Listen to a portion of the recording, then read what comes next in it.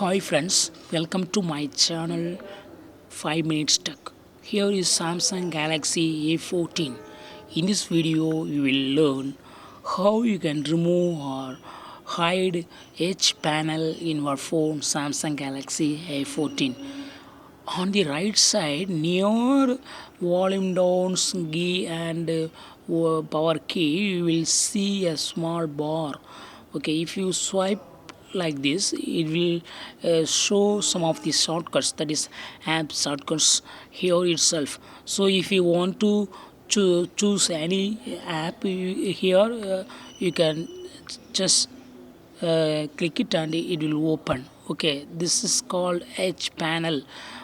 You can also customize this edge panel.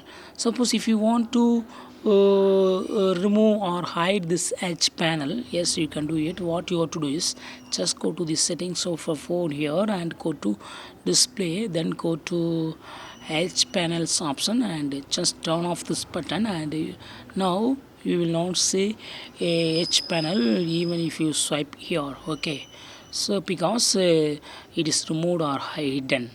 So in this way, you can easily remove or hide edge panel in your phone Samsung Galaxy A14. That's all friends. Thanks for watching. Bye.